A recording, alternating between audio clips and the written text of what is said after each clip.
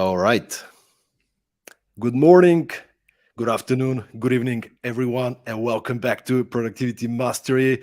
Today is going to be a special episode because I have a fantastic guest here with us today. It is a morning for him, and I'm very grateful that he's joining up in this early hour. Steve, how are you this morning? Doing well, Stoyan. How are you? Fantastic. It's the end of my day here in Bulgaria. And I'm really, really excited to have you on. For those of you who are tuning in right now, I just want to share with you. Let us know what's your question about the future of work to our guest. We're going to give one copy of his book, Work Quick. By the way, an amazing book. Everybody needs to get a copy of this book, Work Quick. I have the audio version down here. If you want to get a perspective on the future of work, make sure to check out Work Quick. But for the people listening us live, post your question in the comments. We'll take some questions. And without any further ado, let me give you a bit of a context about who's here with us today. I'm super happy because, first of all, I'm super passionate about culture. I'm super passionate about the future of work. And who could be a better person than my guest today with over 25 years of experience in as an executive in HR before starting his company, working for companies such as, let me just mention a few, Spirit, Cisco System, Electronic Arts, before joining LinkedIn as chief HR officer and driving the growth of the company from 400 people to close to 4,000, as I understand, going through an IPO and currently working with companies such as Twitter, Eventbrite, Intel, Kellogg, the Royal Bank of Scotland, McKinsey, Deloitte, and I can go on and on and on, but I just want to give you the word because I have 178 questions. Steve, how are you today? And can you maybe give us a bit of a context, like the short kind of overview? How did your career evolve? And did you actually expect that it's going to go the way it did?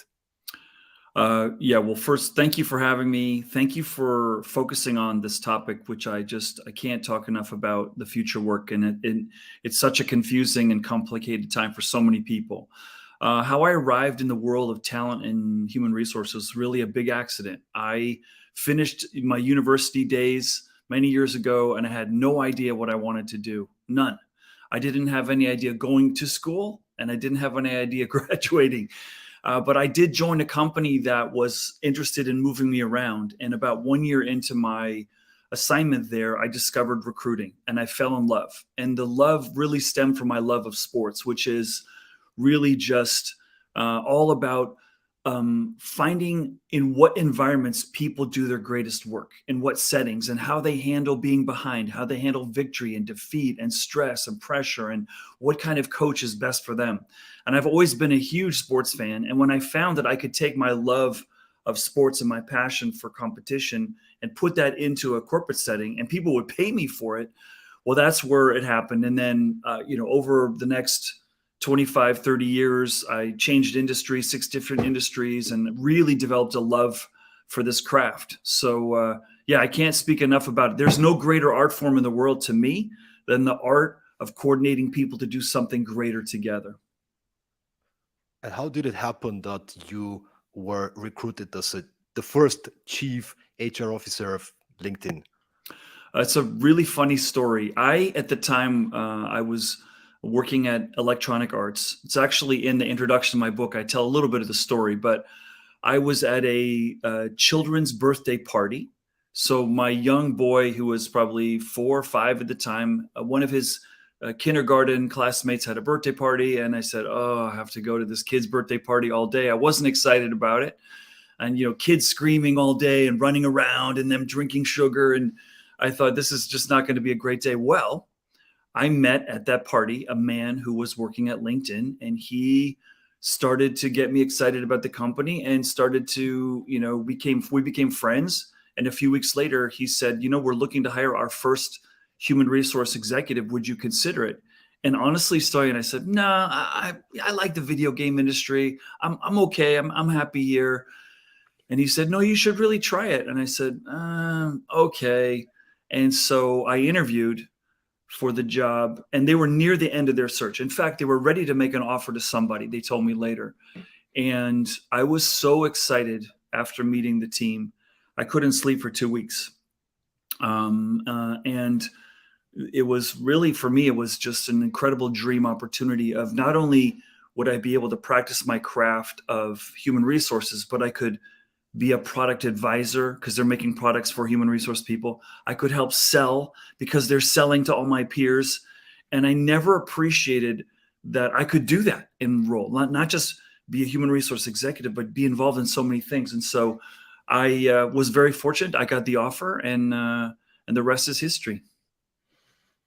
I listened to, I believe, a podcast that you did, and you mentioned that one of the previous companies that you worked for, there were meetings for discussing and scheduling who should be on a meeting, right?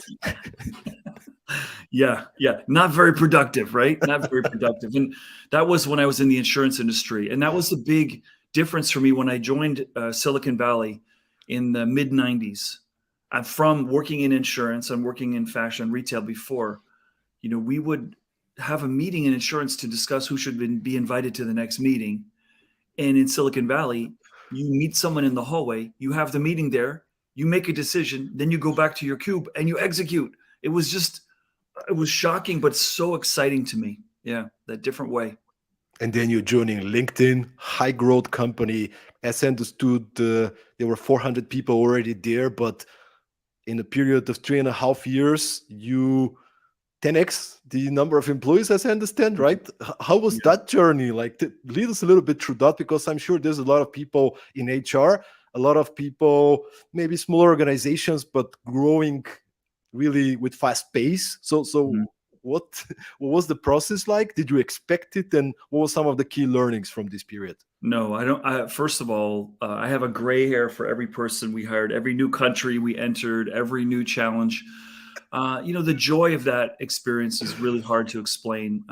I was a big company person mostly in my career. I'd never been in a small company. I mean, 400 is small by my standard, where I was in companies that were 20, 30, 40, 50,000 people. So this was very different for me. And it was exciting to have your work make such an impact on a company when it's that small. But the growth was hard. We never expected we would be that big.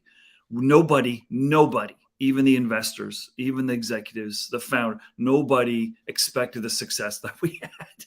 And the hard part, when you're not sure of your success, is that you never plan in advance to hire. It's never simple. And you're getting new information all the time, which is giving you maybe excitement because you've got a little more budget, you've got a little more sales traction. Okay, maybe we should hire some more people. But we never laid the foundation to hire all those people. So, for example, the first year I was there was right after 2008. And this was when the second mortgage banking crisis happened. Banks were shut down, taken over by the government. People lost homes and lost jobs. And so people were very, cautious around wanting to hire anyone. And what happened was we had a baseline of 400, said, well, maybe we'll hire another 200 people this year. And we wound up hiring 1,000. 1,000 over the next year. And so that, and it's hard to explain how hard and crazy and chaotic, but exciting that was at the same time. And you've been working closely with the executive team of LinkedIn. What was it like working with Reid Hoffman? What were, many people now follow and listening to leadership advice from him, but back in 2008, 2009, what were some of the leadership lessons you learned being closely working with him? When I joined the company, Reid had just had a difficult experience with the prior CEO. And there's a guy named Dan Nye. And so one of the reasons for that difficulty, Reid told me, was that the staff was confused who was leading the show. Was it Reid or was it the CEO? And so they wouldn't go to the CEO, Dan. They would go to Reid sometimes, or sometimes they would go to Dan, and it was confusing. So when I joined, this was his next hire, Jeff Weiner. Reid had made a conscious decision that I'm going to stay back. I'm going to be a philosopher and a strategist, but I'm not going to be the executive making decisions. So Reid was wonderful in terms of he would be there for board meetings, or if we had a deep dive strategy meeting, he would be there. But he was very clear, this is now Jeff's show to run. And so, the conversations I would have with Reed were not really tactical around growing the company. It was more very, very big picture. And it was wonderful to be there. And Reed I think founders get a lot more credit and a lot more blame than they deserve sometimes. But Reed's brilliance was bringing together a lot of great people. I mean, there are so many people that contributed in so many ways, not just investors that we had, but board members that we had, executives, frontline employees. I mean, that was a powerful course that Reed said to just, we're going to put a high premium on bringing great people in. And so it took the pressure off having to have a genius at the top. And I think that's a lesson I will carry with me through the rest of my life in the organizations that I work with. I can see we already starting to get questions, and I have a few more before we get into the Q&A. But those of you who are listening live, make sure to post your question for a chance to get a copy of Steve's book. But a question that's a follow-up to what you were describing, Steve, is I'm just trying to digest the whole thing, right? You are brought into the company, 400 people, suddenly you start growing super fast. Did you set up any processes, any strategies to make sure that you're not just hiring in terms of quantity, but you're actually getting the right people on board, that the right culture fit as well? Well, first off, Stoyan, the culture is never static when you're growing like that. You're in a dynamic environment, which feels very uncomfortable to a lot of people if you've never done this before. Your culture is evolving, and you have to embrace that, and you have to welcome it. And one of the strengths we had recruiting against Apple and Facebook and Google was to say, we were smaller and earlier in our journey. Come here and help us build a culture. And we know it's going to change. And we want your experience as a person, as well, and a human being, as well as a professional. Come here. And that was a very strategic advantage that we made. But can I say that we, had great processes to, sort out great talent in recruiting? No more than anyone else. What we did, which is different from most organizations I've been a part of, even to this day, is we made hiring great people and building a great team the first thing we talk about in every single meeting. It wasn't the last thing. It wasn't, oh, people are important, but let's talk about the revenue. Let's talk about the sales. Let's talk about the product. Let's talk about the engineering. No, it was the people first. And so I would say I don't have a strategy or a tactic to share, but I have the philosophy that talent was number one for us. And think about it, Stoyan. We're the professional network. It should be number one. We felt like this is our birthright. We're LinkedIn. We should be the greatest place anyone's ever worked.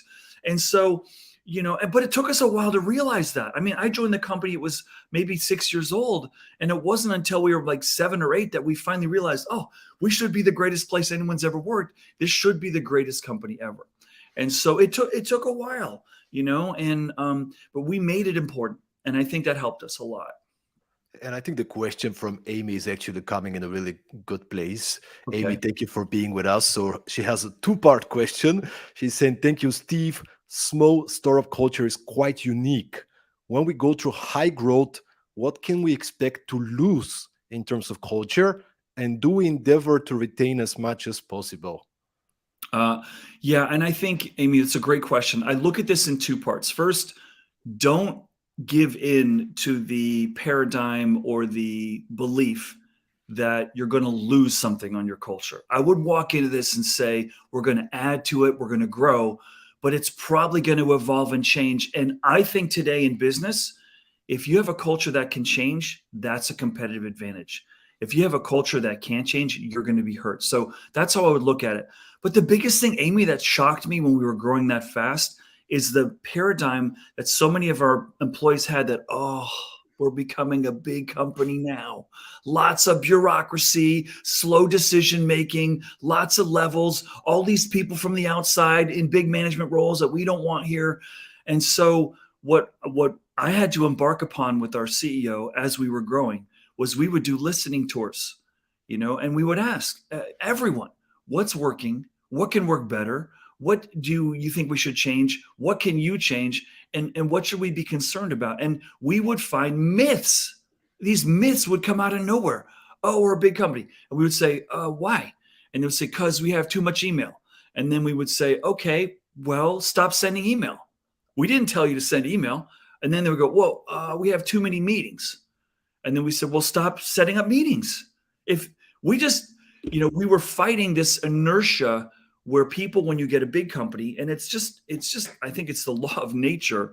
When we are a part of something bigger, we feel less in control and we feel maybe more passive, that we don't have an active place. And that's the one thing that's worth fighting for. And we fought and fought as much as we could that, stop creating these myths that, oh, all this is happening, and stop believing you don't have control in shaping the future of the company. It's really hard, but it was something that we paid a lot of attention to, and we tried. And what was it perfect? No, it wasn't perfect, but we really, really tried hard. Right. You make it a priority and then you do your best and then you learn and you do these iteration cycles and you come back to it and you try to do it again and hopefully eventually people start appreciating it. And I wonder in this, I mean, people probably don't realize, right? LinkedIn now is a massive company, but back when it was 400 people, I'm not sure how much you guys could afford the top performers in terms of salaries, like competing with the big tech giants at the time. And this is what startups are struggling with right now as well, right? Like, how do we compete to get the top talent? What did you guys do in order to attract the best people when you were not able to afford all the benefits and salary? Yeah, I talk a lot about this in the work that I do today. And I think it's what we learned back then is still holds true today. So I would say in the first 6, 7, 8 years of the company, 95% of the people we hired took a salary cut. And they took a salary cut hedging that the equity and the stock that we gave would more than offset that. Okay. It's a risk that most people take if you're going to go to a startup. I'm happy to and pleased to and proud to report that everyone who took that risk benefited. Okay. For the most part, I did in a massive way. And so did a lot of my colleagues. So what you have to do is you have to present an opportunity that takes the eye off a dollar or off of a money. You have to say, we're going to help people find their dream jobs. We're going to change the world. We're going to solve a problem that's worth solving, and it's big, it's complicated, and you could make a difference in that. And if you want to do that, well, there are going to be a lot of spoils and rewards. But if you want to make more money today, then you need to go to Google because they will pay you more today. But you're going to be engineer number 7,000. You're going to be assigned to projects you don't even understand. But if you come here, you'll be engineer number 20. You put your fingerprints on our code. You're going to lay the foundation and the architecture of something that will fundamentally change the life of your children and your grandchildren. I don't know. What do you want to do? That's the kind of, focus on what are you doing that's different. And what I think the mistake that a lot of startups make, and I know because I'm coaching a lot of these companies, they think that saying, we're nice people, we have a good product, we're going to change the world, we have good investors, we're going to make a lot of money, is going to work. And then I tell them, everyone says that. Everyone says that. What do you have that's different? And in this world that we work in today, this is one of the big challenges for every organization, small, medium, large, extra large. People have more choice. Knowledge workers have more choice, and they have more visibility of where they could work than ever before. And if you're not clear on why your destination is the best destination, you're not going to attract the best people. And this is the shortcut to recruiting, which is we realized even as a recruiting company, are you ready for this, Stoyan? Even as a recruiting company, we can see all the data. The way to win the war for recruiting is to be the place where the best people find you, and you don't have to find them. And that's what we did. We tried to create a great culture, a great environment, not the best benefits, not the most beautiful buildings, not the sushi chef and the daycare center. We couldn't afford it, but the best career experience of your life. We will do our best to take you on a great journey. And that's what we could control. And culture costs you nothing. It costs you nothing but commitment. And that's all we had. And we didn't agree on much as a leadership team, but that's what we agreed on more than anything. And I'm very grateful for that. I had great teammates. One of the things that really struck me, and there was actually several things that struck me reading your book and following some of the other podcasts that you've been a guest at. One of Mhm. the things that really struck me was there's this, I would say, perspective or the common narrative in the world of corporates and recruitment, which is quote unquote, we need to keep employees for the long run. What do we do to keep employees for the long run? And your perspective is very different than that. Like, it really make me think, um, should we aim for keeping the employees for the long run? And can you maybe elaborate on that? What is your take on that? What's your perspective in 2023?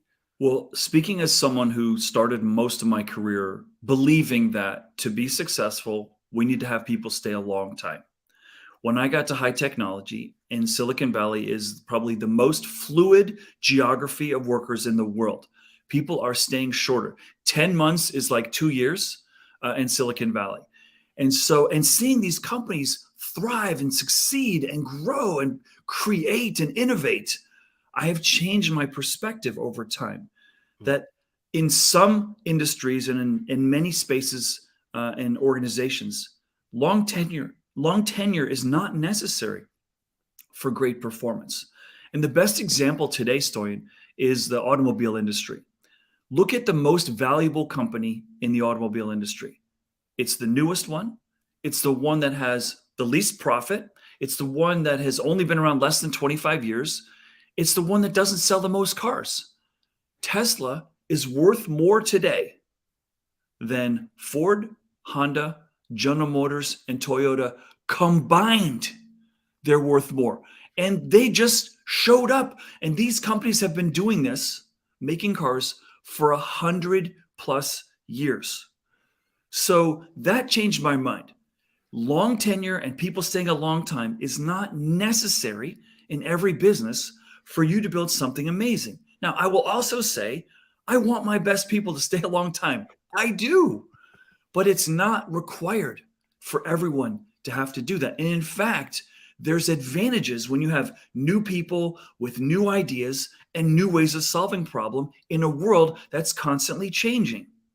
And if you have all your leaders are from that company and never worked in another industry, you're limited in terms of the problems that you could solve and the perspectives and the diversity of thought leadership. And so that's how I think about it. And the more distance I get from this, the more firm I feel that this is important. And I spend my life talking to leaders around the world, and I share that with them, and they're like, "You're right, but I don't want to hear that." Of course. Yeah. I mean, it would be the I best if usually somebody. I usually ask a question for those of you that are having this question or this debate or this conversation with your leaders. I usually start with a simple question. Are you experiencing higher turnover in your company? Every company in the world. The answer is yes. My next question is not the one they expect. They want to answer the question, why? I said, I don't care about why. I do care, but the more important question is this one. Do you think that's going to change? Do you think in 5, 10 years, people are going to stay in companies longer? And 90% of the people, 95, 99% will say, no, I don't think they're going to stay longer in the future. And I said, aha, okay. Well, what does that mean for you?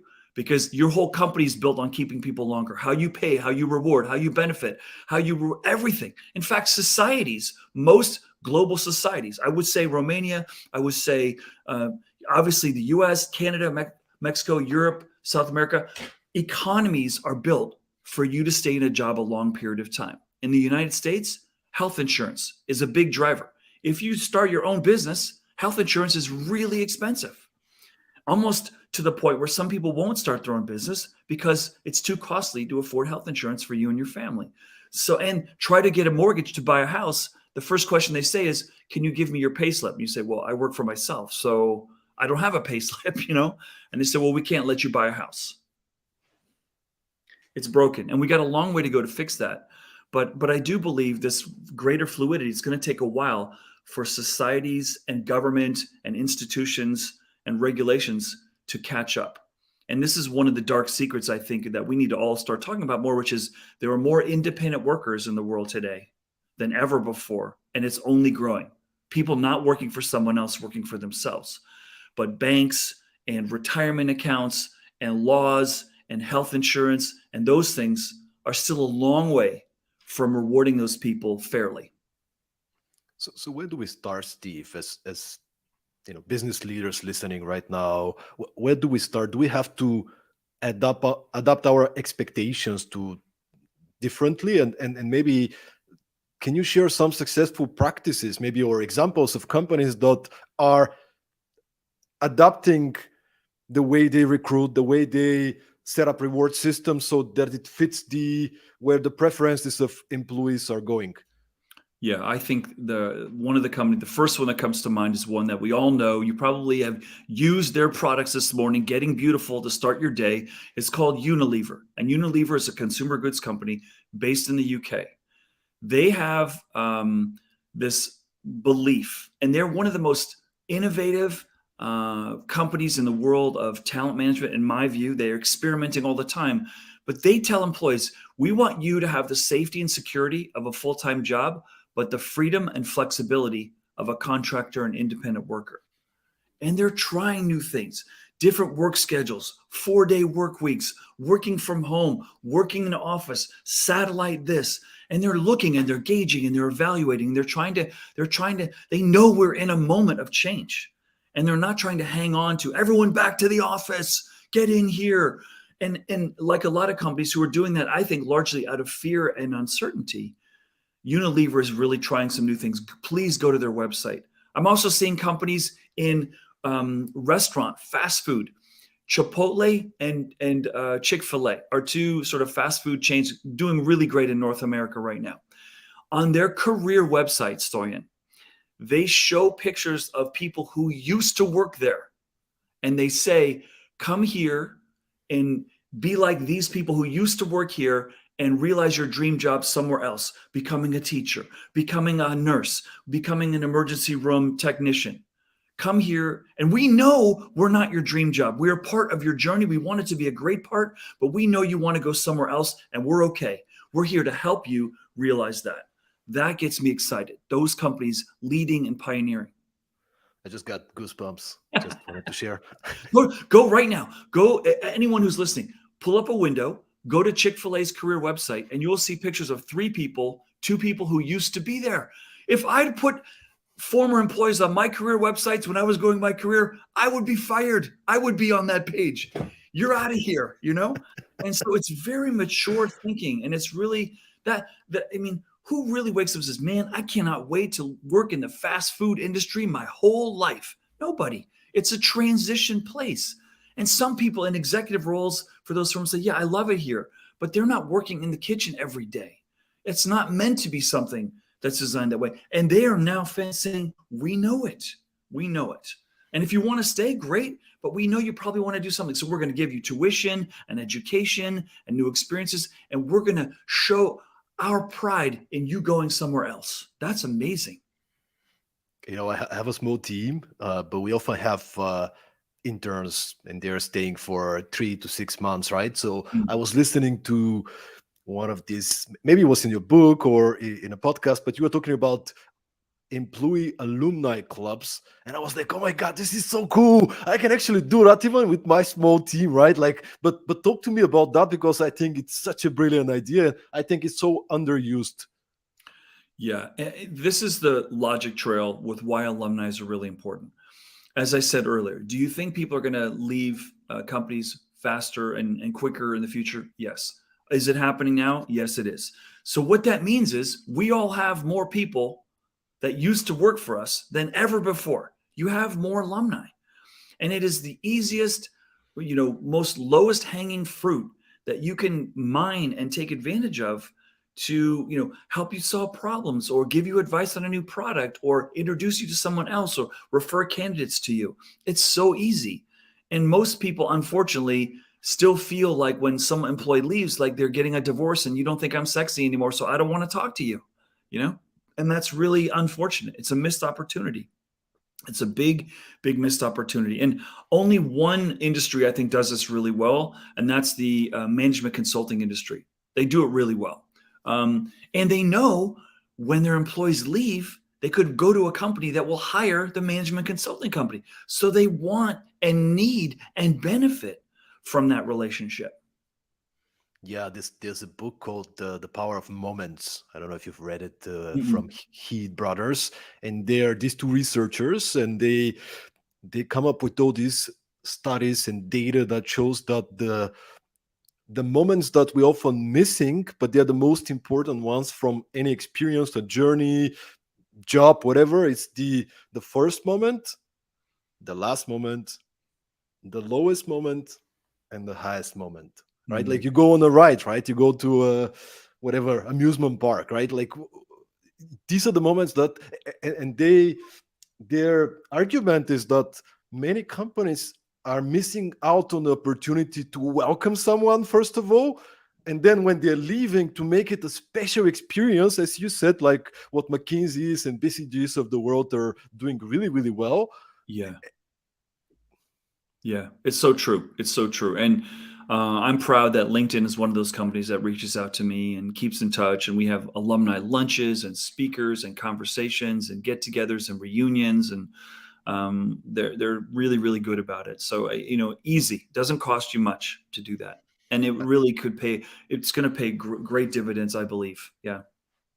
I once applied for a job at Lego, the Lego Group. I Yeah. used to Yeah. live in Denmark, and I did my master degree there. And Lego was one of these companies everybody want to works for, right? So I applied for a job. They invited me to an interview. Steve, I never felt so good, being so welcome. They gave me some Legos to play. There was somebody to Hmm. talk to me. Hmm. They really took the time to read my application, my background. They spent an hour with me, two people. One of them was the head of HR or something. Hmm. They were super kind. Now, I didn't end up being offered a position because my profile was not fitting. However, the HR person that interviewed me, he called me and said, Stoyan, I'll be really happy to provide some feedback. When do you have time? And I'll be happy to schedule time.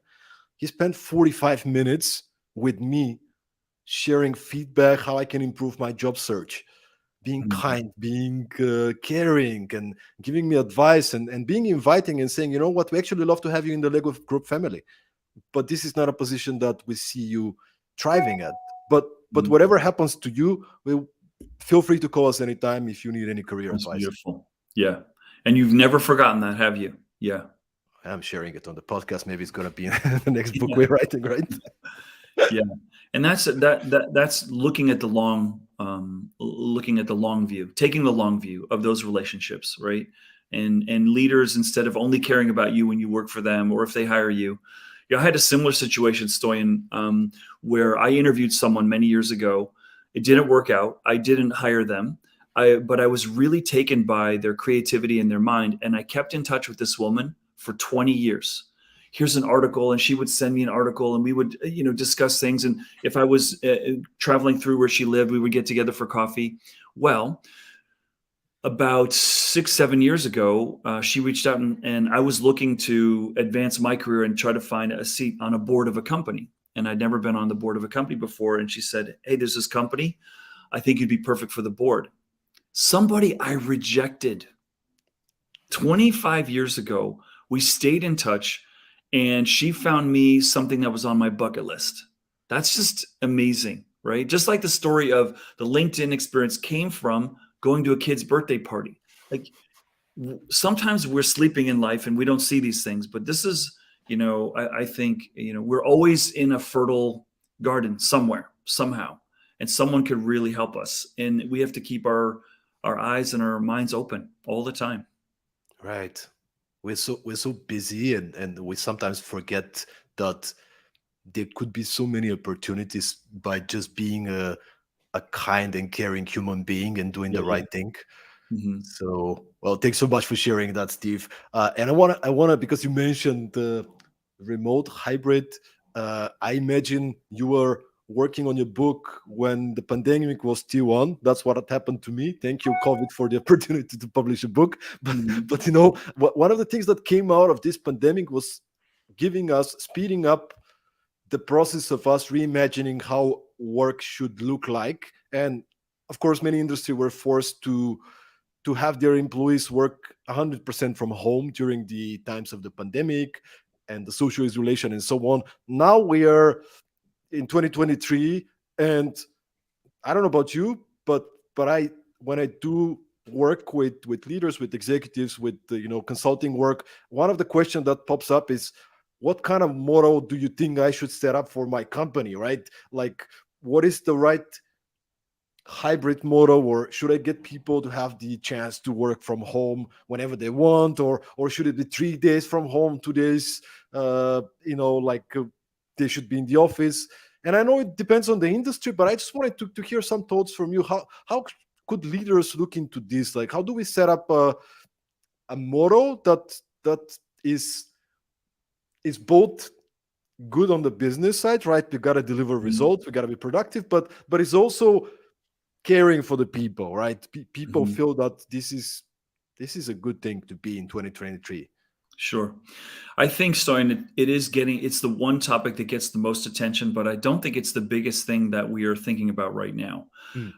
So I'll answer the question, but let me step back and say the pandemic has served a moment in time where we're asking things like, why do we work 5 days a week? Or why do we need to meet? Why do we need to meet in person? Like, what's the benefit of that? And we never questioned those things before. Why are we going to an office? Why is this 5 days a week? Where did that come from? 8 hours a day or whatever it is in France, 7.5 hours a day. Why? Who came up with that? And the truth is, they were all built like a century ago to solve different problems. And the pandemic sort of woke us up, oh, maybe there's a different way that this could work. And so I don't think what you're solving is hybrid or not. I think you're faced with the reality that many people realize greater life productivity, not work productivity, life productivity during the pandemic, where they can see their kids in different settings and be home when they come from school, or they can go take care of life chores at times when it's not crowded like it is on the weekend or before or after work, that life is more productive and more meaningful and in a different way. And we never were given that moment before. So the problem that we need to solve right now is, as organizations, how do I create great value? How do I build great value? And can I afford to experiment and try it in different ways? I don't think it's about this industry can or this industry can't. Certainly some are better suited to it. And some, like a cafe, you got to have people in the cafe. There's no way around it. So there's somewhere it's just, mechanistically, it's impossible for you to run a business remotely. But where you can, I think the world is asking and talent is asking, I need to know you want to try it. I need to know you're open to considering it. And for all the companies that say, we are never working together again, I say, you're crazy. Like we don't have any long-term understanding if this is going to work or not. We don't. We're at the beginning. People call it the messy middle. We have no benchmarks. We have no, proof that there's greater success remote versus greater success in person, because there's so few examples of company that started in person and went remote and are thriving. And just like there's so few that did that and are failing. We don't have enough data yet. And so, but I think great talent is asking, can I do this job remotely? Because what they're really saying is, I'm reluctant to give up that great freedom, life productivity that I had. And I need to know that you're willing to help me try to find better freedom than I had before when I was going to your office every day. You know what I'm saying? So it's, this whole thing is, it's becoming holy ground. Like, are you for it? Are you against it? I'm just like, no, the point is we need to have a conversation, and both people have to see the other side. Think if you're an executive and you're running a 2,000 person company, or Jamie Dimon at JP Morgan is a great example of this, but his company's even bigger. You don't know that your company can succeed if everyone's working from home. You don't know. And you don't know if you can manage all the data privacy and the customer privacy. You don't know that you can. And you're scared. And you're going to get fired. And the company might fail. And then you're going to get sued and go to jail. So you're like, I'm going to have everyone come in until I know that I can do it like that. It's not so simple like, oh, you're lazy old man from an old generation. You don't understand. Sometimes that might be the case. But a lot of times it's, I need more proof that we can do this successfully. And so let's try this and let's try that. Let's learn. Like you said earlier, let's learn, let's adjust. let's tweak it. And if we can do it, we'll do it. But this is getting towards the personalization of work, which I think is a big, big trend that we're going to see going forward, where it's just the talent, the main, the component of this equation, talent and employers. Talent has got a lot more power than it's ever had right now. And it's in short supply. It's hard to find. And people are changing careers faster and career paths faster than ever before. And employers are scared. So it's on them. I think this moment is going to force a lot of people to try new things. One of the questions I love asking human resource leaders when I'm with them is, in the last 2 or 3 years, how many of you have tried something with your talent strategy you thought you would never do? And almost all the time, whoop, hands go up. Yeah, that's the moment that we're in right now. And I don't see an end to that next year, tomorrow. I think it's going to continue to gain momentum. And I think the world will benefit. The world will benefit, right? You mentioned somebody that we need to build jobs where learning is embedded. How do we build jobs where learning is embedded in the culture? Yeah. So that point that I'm trying to make around learning is the competitive advantage of the future for employers, is that to get candidates, employees are seeing jobs are changing faster. I need new skills faster than ever before. So if I'm going to go to your company, you better deliver, making me better, giving me new skills, and giving me new experiences. Businesses cannot afford to hire people and say, okay, you're going to go to that, our company school for 6 months and then we'll see you later. They can't afford to do that. So you got to build learning in the job. And by the way, that's, I think, a part of the compensation that we should be talking about with people. We're going to pay you this, give you this many days off. You're going to have these perks, but you're going to learn more here than anywhere. That's what really was our competitive advantage at LinkedIn. We're going to give you experiences no one's going to give you. They're going to look at your resume and say, you're not ready for that. Or they're going to look at your CV and say, you're not qualified. And we're going to say, you're qualified. Go figure it out. And we'll coach you and help you. And that, putting people in situations where they learn new things and are given more responsibility than others will give them, unlocks enormous energy. But most companies design to disallow that from happening. You can't move into that job until you've been in this one for 2 years. And I used to build policies like that, like out of the belief that the longer you stay, the better you perform, the more consistent I can rely on your outcomes being predictable. I don't want to move you, right? But now someone's going to leave if you don't move them. You have to. And that's why, I believe this is the big change for leaders, that they need to recognize, don't wait for the learning department to have a training class on whatever. You need to give them new projects, new experiences, new assignments, and new rotations. It's on you as leaders. And that's part of the growth thing. You have to design an experience for them that's going to add value to the company and add value to them. Because if you don't, they're going to look on social media and find some place that will. And maybe the other company isn't, but it looks like they are. So people are saying, grass is greener, I'm going. And this is the biggest fear why people, I think, leave today is, am I growing fast enough here? Am I getting stagnant? Maybe I should go over there, because I could see all those people are working on cool projects, learning new things. So it's a big, big change. Yeah. There's some employees I've been talking to that been sharing with me stuff like, I really love and appreciate. One of the things I appreciate most about my job is when my manager cares, meaning they're taking the time to talk to me, to understand where do I want to develop, where do I want to grow and learn, trying to adapt my responsibilities and roles so I can get more of the things that I want to do. And I just want to kind of structure a question like this. What are some inexpensive ways to make employees more likely to like their job and to be with us?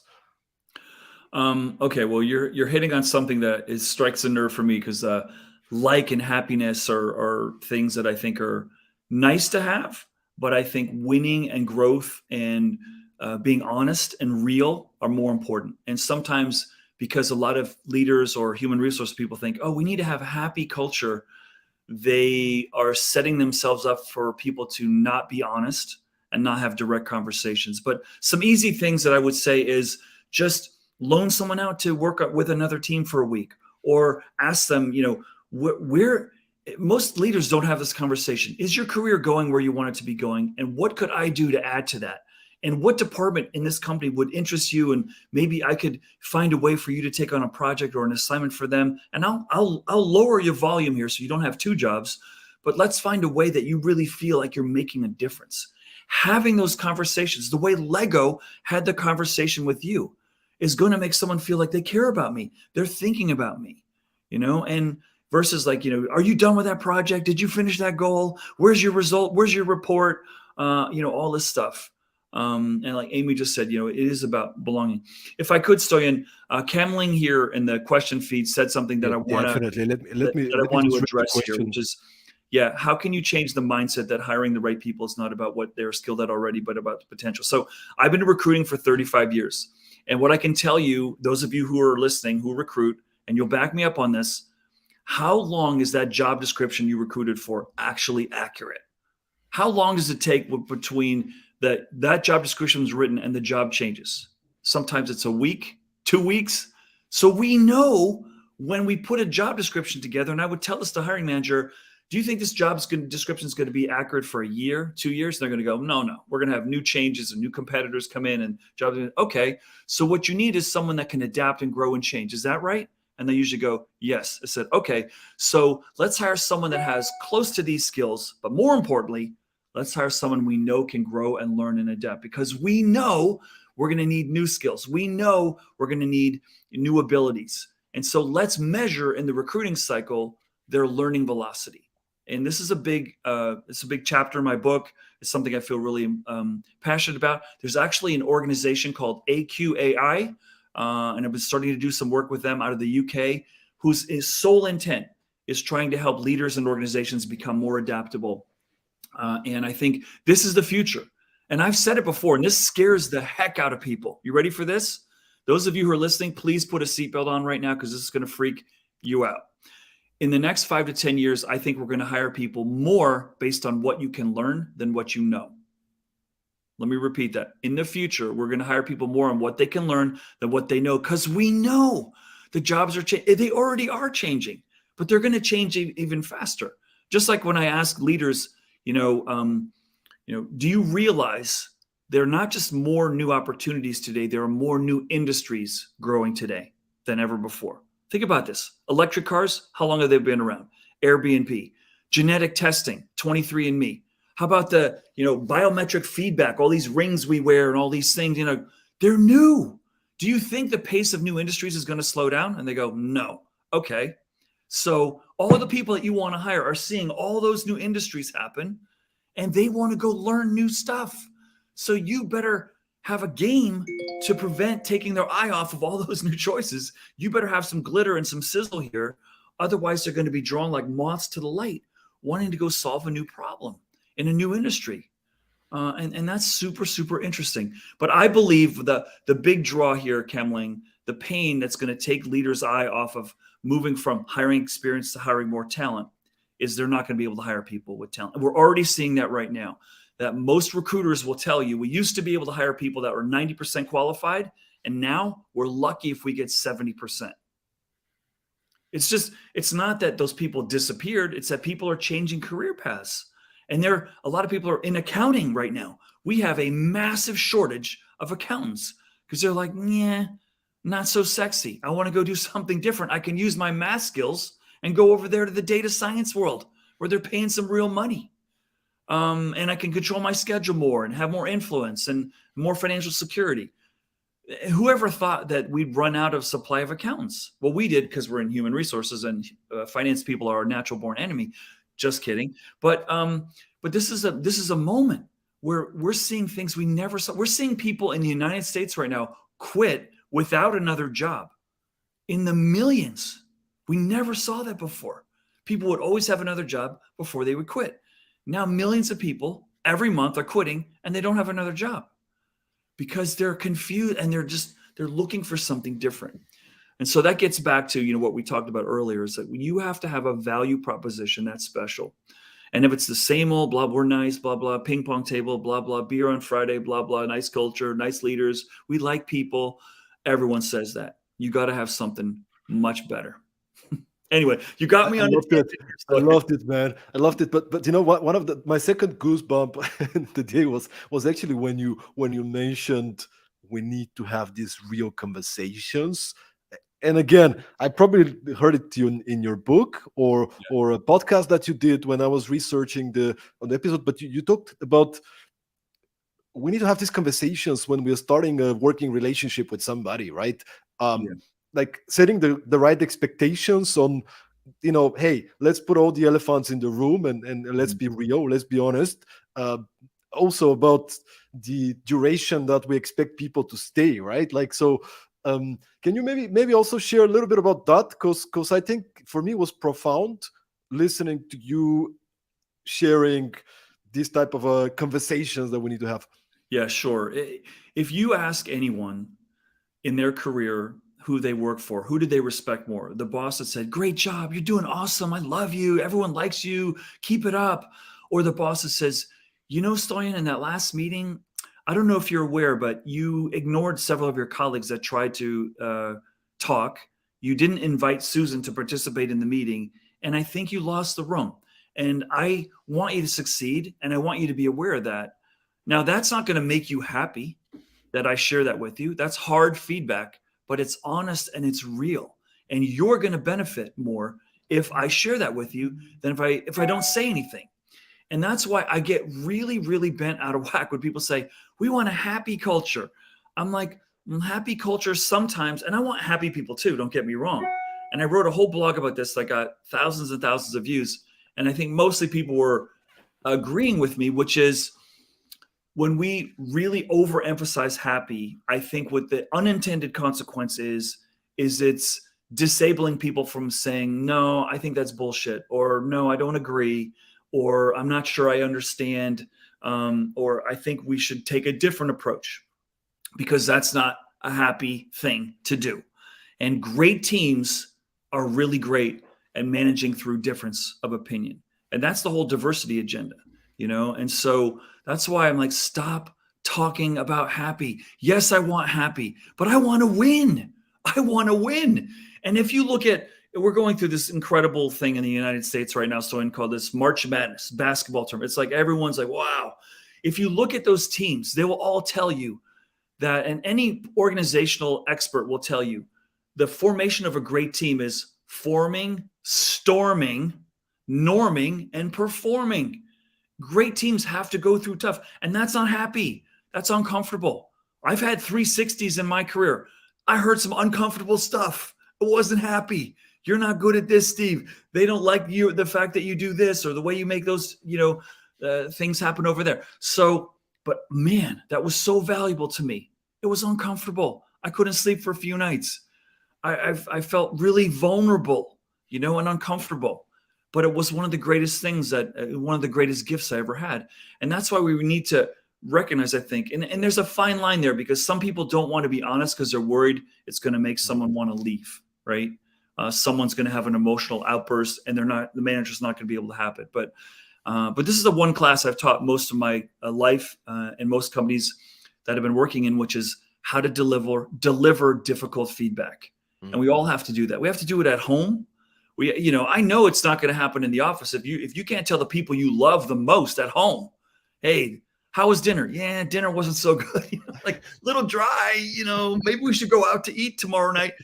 If you can't do it at home with someone you really love and loves you, you're not going to do it with people that you work with, So we got to get better at that as a society. And by the way, when we talk about, do we have a problem in the world with political polarization or discrimination or race difference?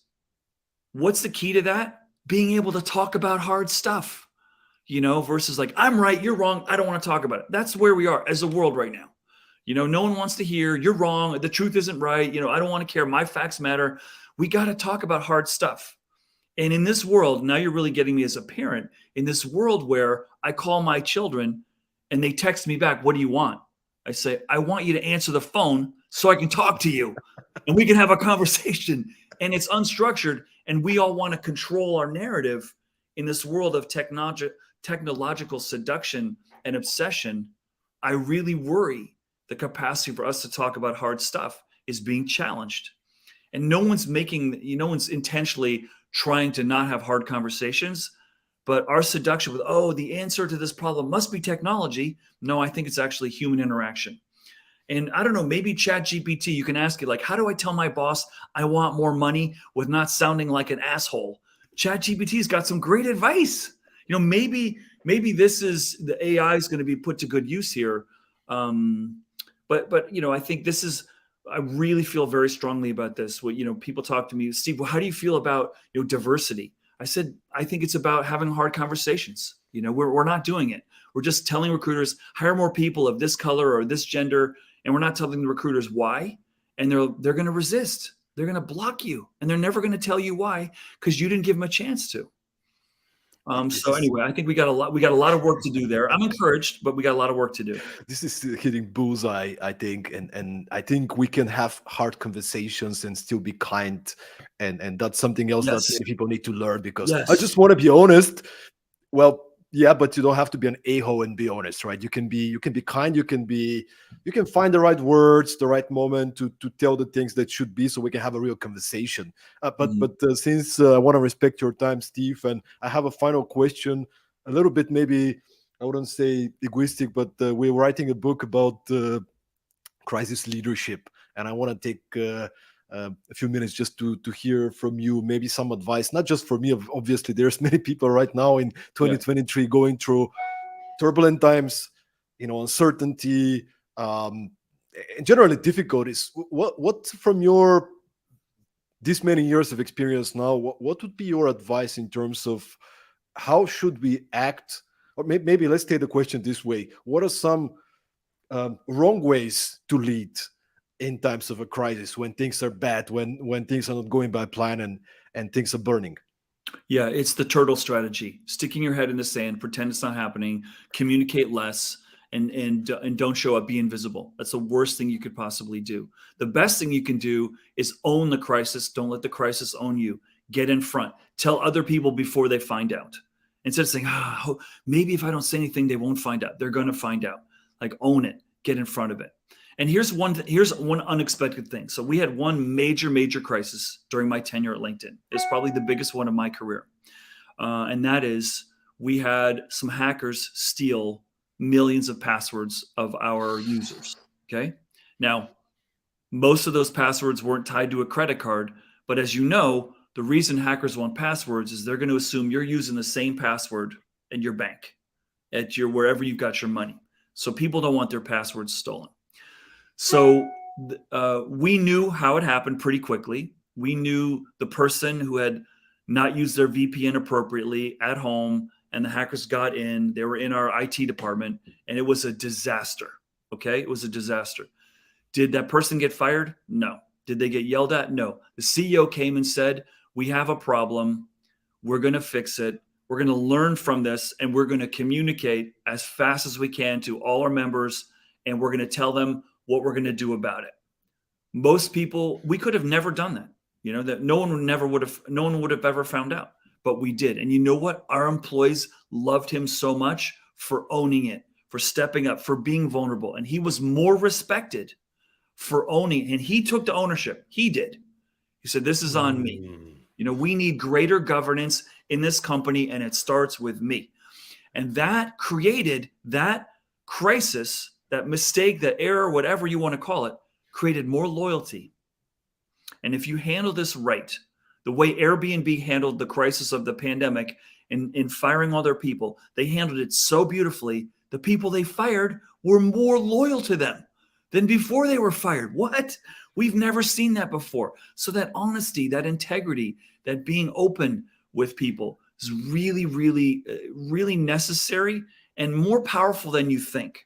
And over my career, I've admitted so many mistakes, and I think that's been a superpower of mine. And sometimes, even if I didn't think it was my mistake, I would say, yeah, I'm sorry. That's on me, and that's sort of, now we can get to solution, right? Let's get to solving it versus trying to find the blame. Yeah.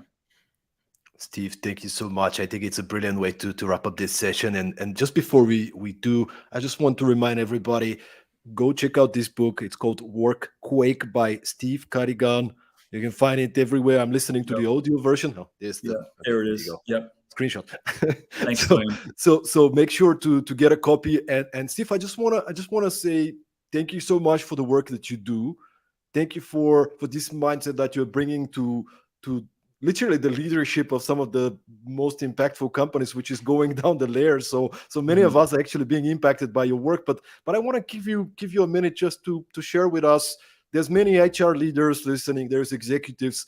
I want to give you the chance to share what are you up to these days. What's your focus, and how could people get in touch with you, and what services and solutions can you offer to organizations? Yeah, so my mission in life right now is really to try to help leaders and organizations find great solutions to the complexity we all face today.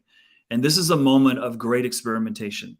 There really aren't a lot of benchmarks, and none of us are used to living in this universe where we're trying to solve a new problem and we don't have a whole list of other companies, industries, situations we can draw from that were like what we're going through right now. We have a supply chain issue, we're on the heels of a pandemic, the workforce is going through a metamorphosis in terms of their relationship to work, and we have a war in the Ukraine, we have gasoline price issues, we have climate issue. We got a lot going on right now. We've never been so challenged, and turnover is rising and disengagement's rising. And so I think the way I look at this is we have the greatest moment in history to build a better future of work. The old ways that we've been using were built for a slower, more methodical pace of work, keep people here a long time because things aren't going to change that fast. But now things are changing really fast. We need new skills, we need new talents. And that whole formula of stay here a long time will be great isn't necessarily the right formula. For one of the big things that we've realized during the pandemic with all these people moving around is the way companies budget for salary is broken. Talents realized if I move, I get more money. But if I stay, I get your, measly little 2 or 3%. But if I move, I'm going to get 5, 10, 15, 20%. Why wouldn't I do that for my family? And so that's one of those things like we're going to have to change how we look at salaries internally because it's broken. And so that's what I try to do. If Camling, if you need help, call me in. I'll talk to your managers. If you're struggling, that's what I do. I go into companies that need a little bit of a shaking, and I try to say, here's the data. Tell me I'm wrong, but here's the data. If people leave faster, and every one of your benefits is driven to reward people to stay longer, but they won't, I'm here to help you try to change that. So I'm usually a bit of an instigator. You can find me on LinkedIn. I've got a website, stevecadigan.com. You can also find my podcast, The Work Week After Hours. But it's been such a fun conversation here, Stoyan. You told me it's just going to be a few minutes, and look at us. We're like creeping up on an hour already. I love it. Thank you so much, Steve. Thank you for your time, for your insights. I will make sure to follow the podcast. I already have a book, but I'm definitely going to gift a few more copies. So thanks so much. Thanks everybody for listening. If you have any further questions, I'm not sure that Steve will check them out, but I definitely will. So make sure to post them in the comments. How did you like the podcast? How do you like this conversation? What was your main key takeaway? Let us know, and make sure to keep following Productivity Mastery on Spotify, on Apple Podcasts, and all other major platforms. We'll be with you, inviting amazing people like Steve to share the best advice on culture, entrepreneurship, and leadership. Thank you so much, and see you next time at Productivity Mastery.